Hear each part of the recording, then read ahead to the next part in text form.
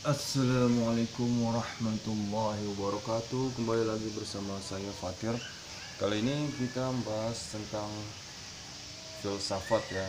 Namun di sini kita akan belajar sedikit tentang cabang-cabang filsafat seperti epistemologi, kemudian metafisika, logika, etika, estetika.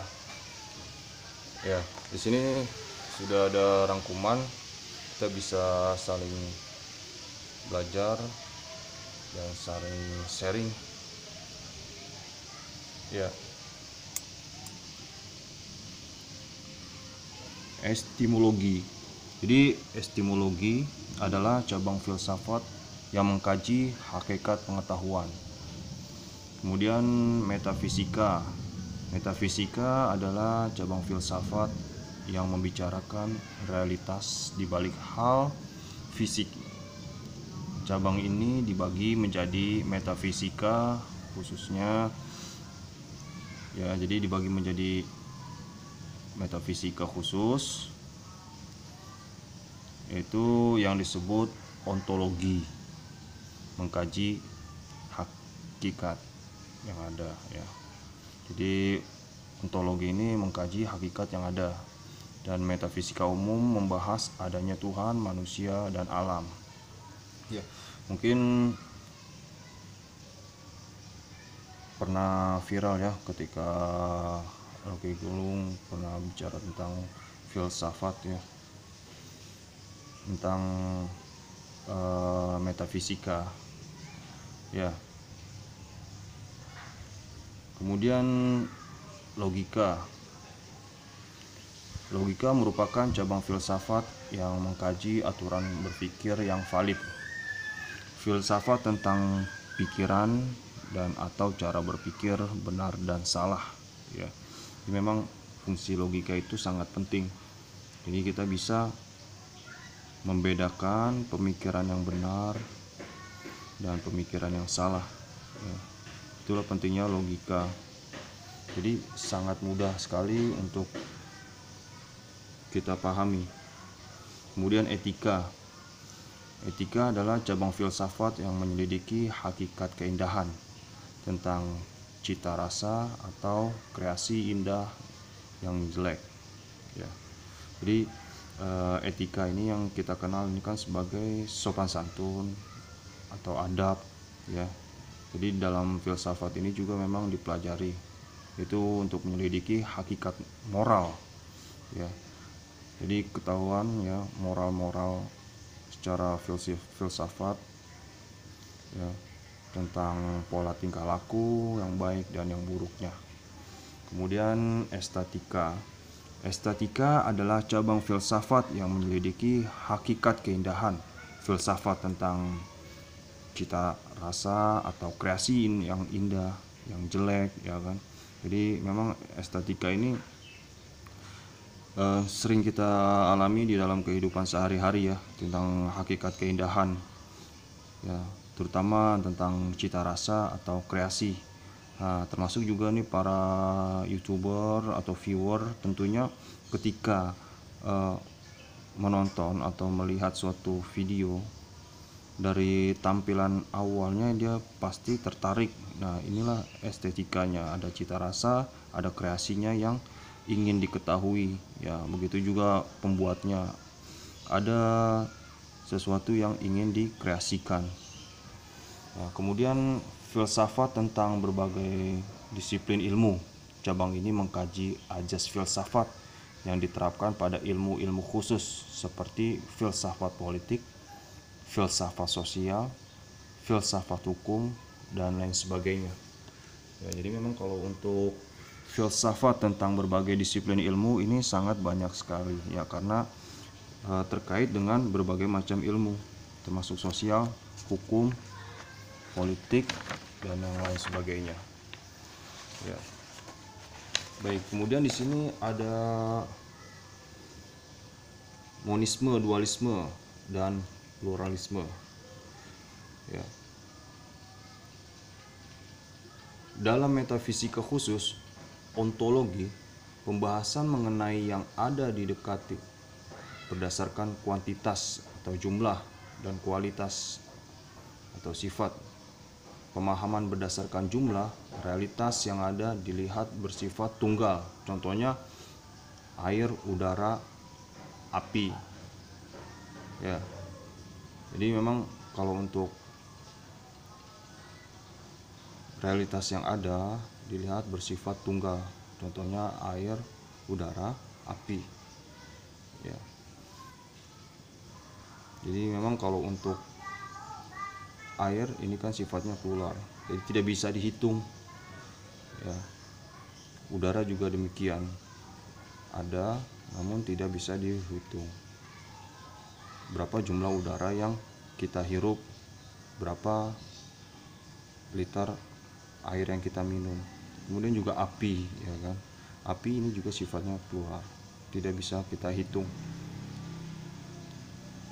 Bersifat dua contohnya materi dan roh, serta bersifat jamak contohnya gabungan antara air, tanah, api, dan udara. Ya. Bersifat dua contoh materi dan roh. Ya.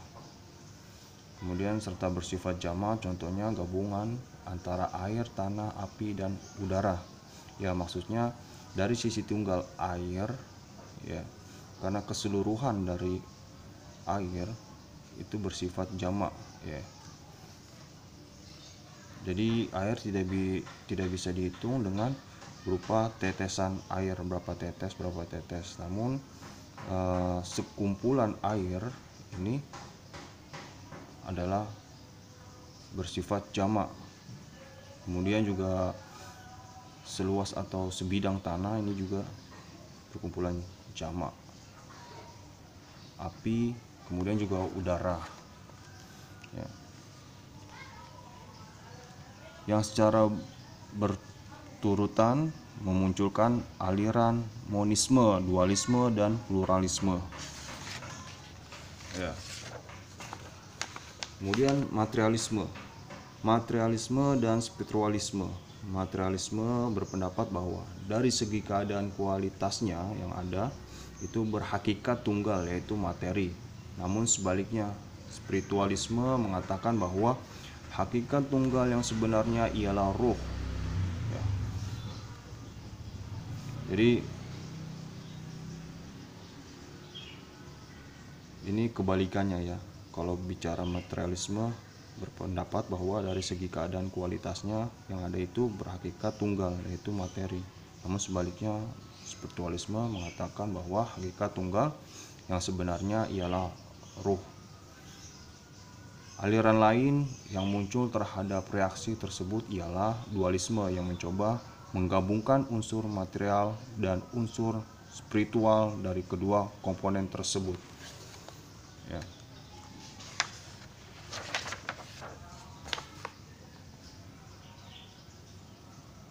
Mekanisme dan teleologisme.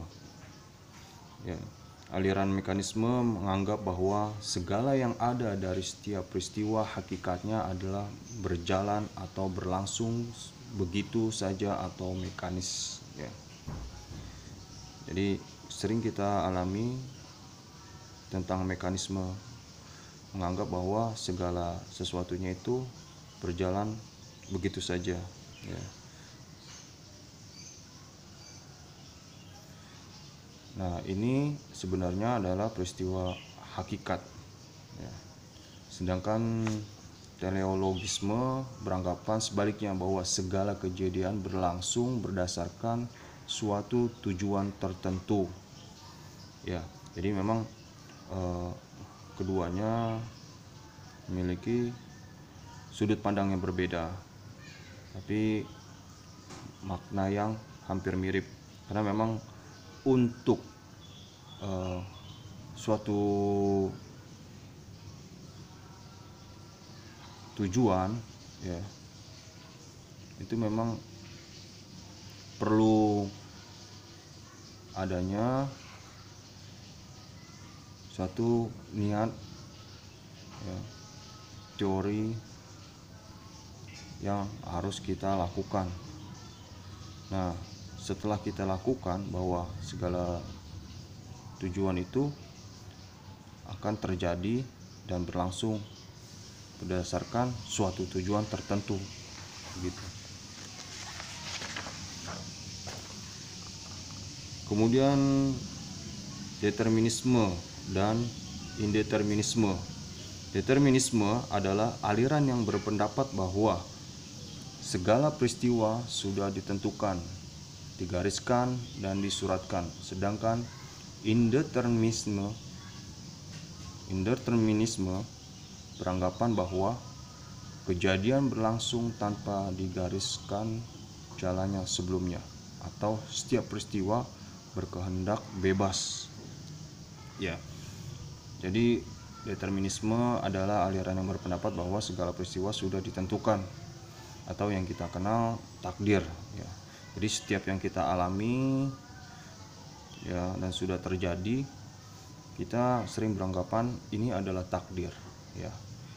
Jadi secara filsafat ini disebut determinisme, ya. Sementara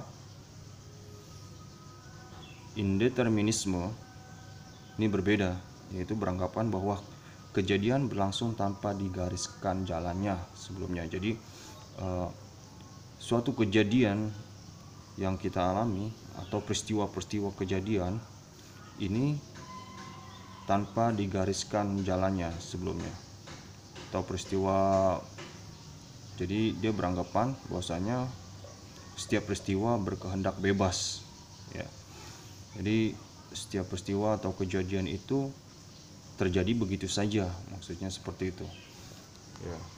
Jadi setelah kita belajar filsafat, kita bisa memahami dan mengetahui hakikat kebenarnya, ya, hakikat sebenarnya di dalam kehidupan kita. Jadi kita bisa mengambil kesimpulan secara logika, ya, ataupun secara ilmiah, ya. Namun tentunya di sini memang ada beberapa kajian-kajian atau penjelasan-penjelasan yang lebih luas. Namun dari keterangan ini setidaknya kita bisa dapat ilmu untuk memahami tentang filsafat, ya.